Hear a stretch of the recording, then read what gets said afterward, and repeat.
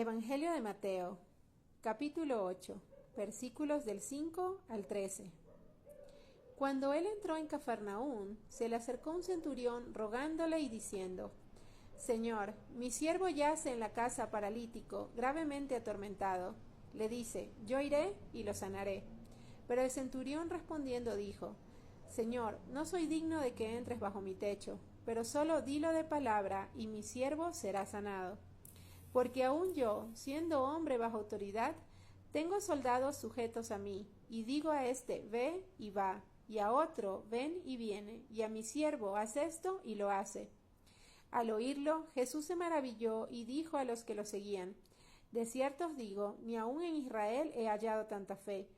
Y os digo que muchos vendrán del oriente y del occidente, y se reclinarán a la mesa con Abraham, Isaac y Jacob en el reino de los cielos.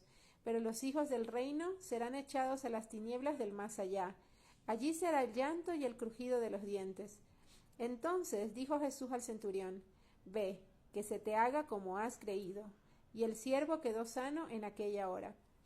Bien, el día de ayer habíamos visto que un hombre leproso se le acerca a Jesús y le dice: Señor, si quieres, puedes limpiarme. Dice, ¿no? Y el Señor lo toca y le dice: quiero, sé limpio. Ahora vemos a un hombre que no es cualquier hombre, porque es un centurión y era una persona muy importante, con mucha autoridad. Y siendo que estaban en el Imperio Romano, pues él tenía mucha autoridad y personas a su cargo, ¿no? Y este hombre se le acerca y dice que cuando Jesús entra en Cafarnaún, y Cafarnaún viene de la palabra, es villa de Nahum, y Nahum tiene que ver con la palabra consolación, así es que es algo así como villa de la consolación. Y qué hermoso saber, ¿no? Porque todo lo que está escrito, ¿no? en la palabra de Dios, el Señor nos enseña cosas. Y saber que Dios está interesado en consolarnos en nuestras tribulaciones, en nuestras circunstancias, es algo hermoso. Y el Señor entra en esta villa de Cafarnaún y se le acerca a este centurión y le ruega diciendo que tiene un siervo que yace en la casa paralítico, gravemente atormentado. Muchas personas, he escuchado yo, que han querido torcer este pasaje para hacer creer que hay algún tipo de relación de hombre con hombre entre el centurión y su siervo. Sin embargo, esto no tiene nada que ver con el contexto que estamos hablando aquí en la Biblia. No tiene que ver con eso, ¿no? Entonces lo digo para aclararlo por si acaso. Entonces, en aquel tiempo, los sirvientes vivían dentro de la casa, no eran parte como de la familia. Y esto es lo que se ve aquí en las palabras en el original, o sea, de que era un siervo muy amado, muy querido, dentro de la familia del centurión. Y cuando lo ve que está así paralítico, sufriendo, obviamente había, como decía, amos de amos, ¿no? Entonces habían amos que, o sea, si ya lo veían así, simplemente es como que desecharlo. Pero este hombre no, este hombre, para que se acerque a Jesús, es que realmente era uno de los romanos, porque hubieron muchos romanos que creyeron en Dios, que creían en el Dios de Israel. Y esto se muestra aquí en el acto de él, ¿no? En cómo él va y busca ayuda para este siervo de su familia. Entonces dice que le dice esto al Señor, y el Señor le dice: yo iré y lo sanaré. Pero este centurión dice: Señor, no soy digno de que entres bajo mi techo. O sea, qué cuadro tan impactante, porque él, siendo un hombre en autoridad, él no usó eso para como torcerle el brazo a Jesús o pedir un tipo de favor por causa de su autoridad, de su poder dentro del Imperio Romano. Todo lo contrario, él reconoció, ¿no? Él ni siquiera se puso eso como una capa, en el sentido de que: Señor, porque mira, es que yo soy un centurión, entonces tienes que ayudarme. No, todo lo contrario, él dice: yo no soy digno, ¿sí? O sea, él entendía que no era digno. Primero, porque normalmente se esperaba que el Mesías venía por su pueblo, ¿no? Y entonces él podría haber sido como tomado que era no era parte, ¿no? Porque era gentil, o sea, no era parte de Israel naturalmente.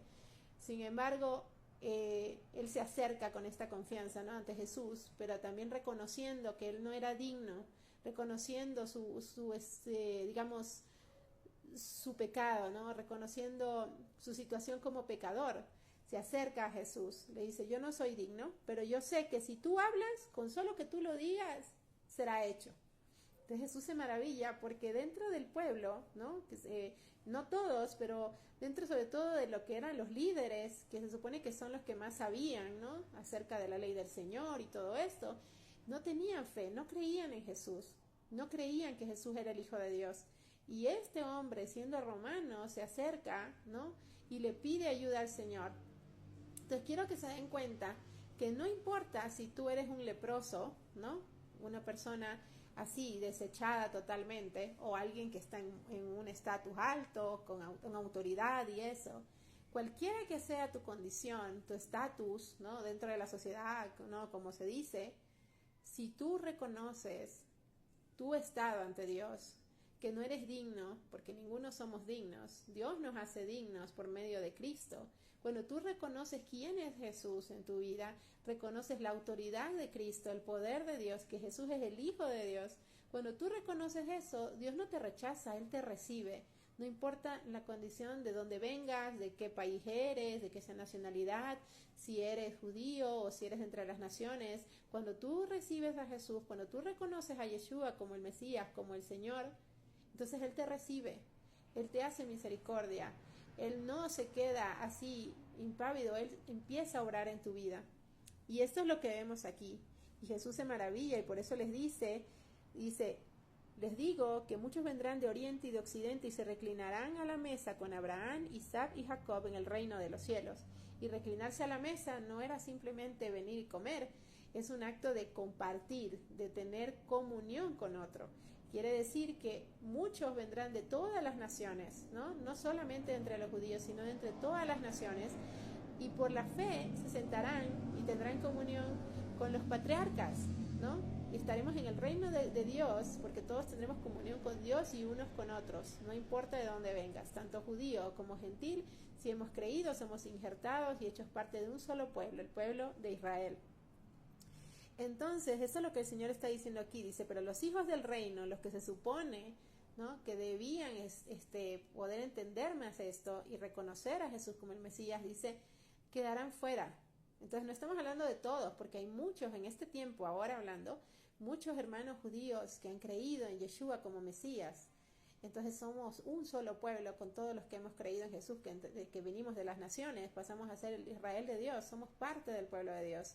Y por eso es que nosotros debemos orar porque, digamos, los naturales, los hijos del reino, que se les conoce así, ¿no?, también vengan a la fe, que todos vengan a la fe para que podamos ser uno en Cristo.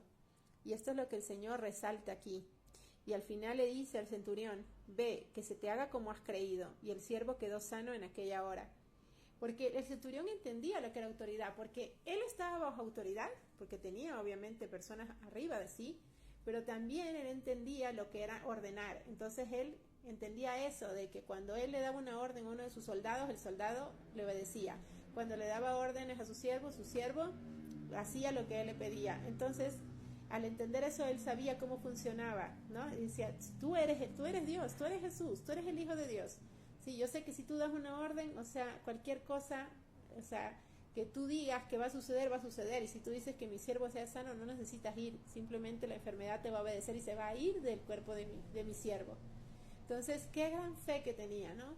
Porque no necesitó ver, simplemente él entendió que Jesús era el Hijo de Dios y que tenía el poder y la autoridad para aún sobre las enfermedades. Y esto fue lo que lo llevó, ¿no? Y el amor también, porque él entiende, ¿no? O sea, él estaba siendo humilde ante Dios y no estaba pidiendo cosas para sí, sino por amor a su siervo, para que su siervo se sane. Entonces el pedir algo a favor de otro, entonces es tener un corazón cercano al de Dios. O sea, se nota que él era una persona que creía en Dios de Israel, ¿no? Y viendo esto, se acercó a Jesús de esta manera. Que nosotros también tengamos ese mismo corazón, que no importa dónde vengamos, si tenemos autoridad o no, si somos personas normales, que todos podamos reconocer que no somos dignos, pero que Dios, cuando reconocemos su poder en nuestras vidas, pues Él nos hace dignos y nos permite acercarnos a Él y tiene de nosotros misericordia. Así es que no importa de dónde seas, judío o gentil, cree en Jesús y Él te va a recibir y te va a dar una vida nueva y va a empezar a obrar en tu vida. Que el Señor te bendiga y si el Señor quiere, mañana continuamos con la lectura. Shalom.